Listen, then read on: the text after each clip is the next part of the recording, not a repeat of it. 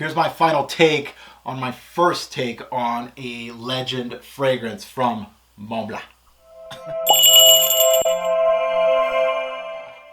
Hey YouTube fragrance family, welcome to another edition of Samplin Samples. Today I'm going to be talking about Legend Spirit by Mont Blanc.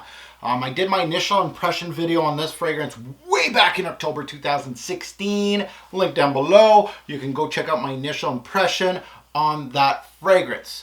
Today is, now that I lived with the fragrance, I completely depleted my sample of it, and this is where Sampling Samples comes into play. I wore it twice. Let's see if my thoughts have changed.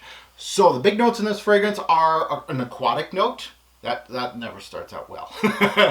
Lavender, which is either a love or hate for me. If you do it right, I'll give you props. If you do it wrong, I am going to smack you in the face. And then grapefruit, which is always sprinkled in designer fragrances. So my impressions on this one: huge dose of lavender with tons of citruses up top, both highly synthetic.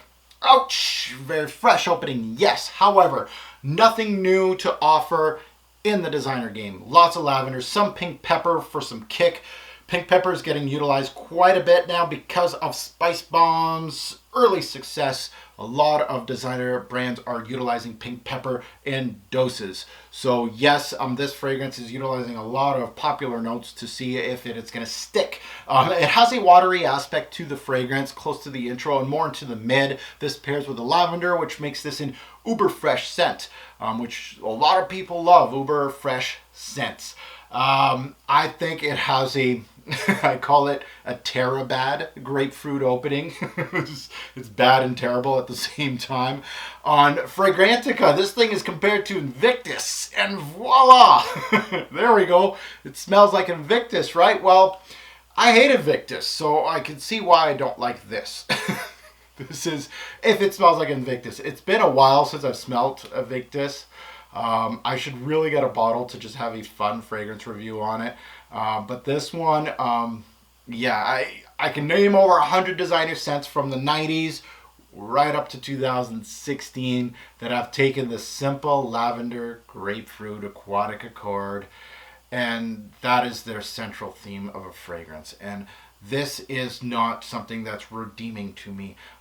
When I smell something and when I want to smell something, I want it to be something that really just knocks my socks off and something different for me. That's what I like.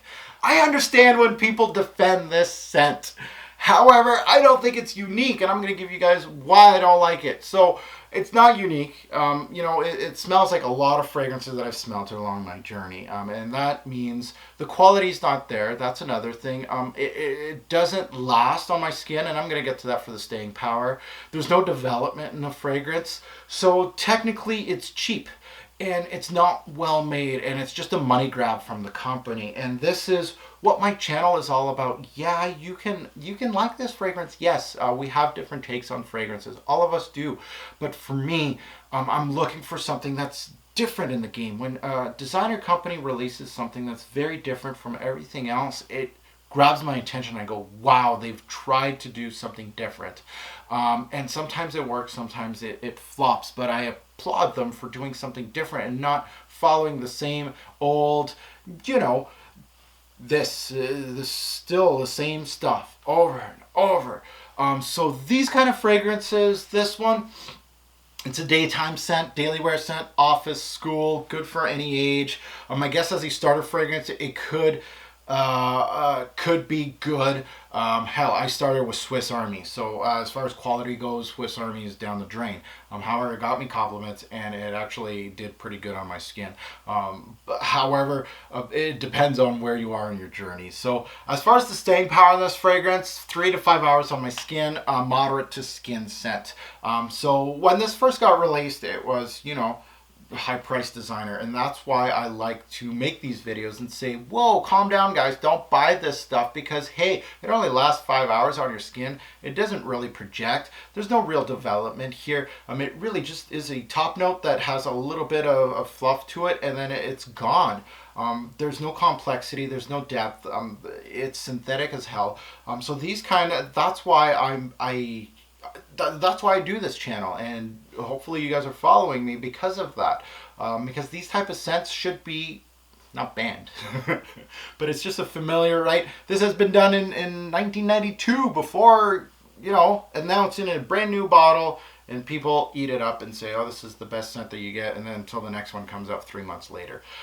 So staying power crap. The good things about this fragrance, the teens are going to jump all over this fragrance. 5 years from now, it's going to be in the bargain bin with Evictus. Yes. The bad things about this fragrance, it's not original. It's not worth it. If you already have a few freshies in your lineup, this is not worth it. It just doesn't do it. Final take, you already know it. It's a pass for me. Star rating, 1 to 5. 5 being great, 1 being poop. This is poop in a bottle. 1 out of 5 from me. Not worth your hard-earned cash. So thank you for watching. And again, I fully support anybody that does say, Mark, you're wrong. I love this fragrance. I'm not wrong, but you can say that you like this fragrance because that's you. That doesn't mean you're wrong. So thank you for watching. Have a good one, guys.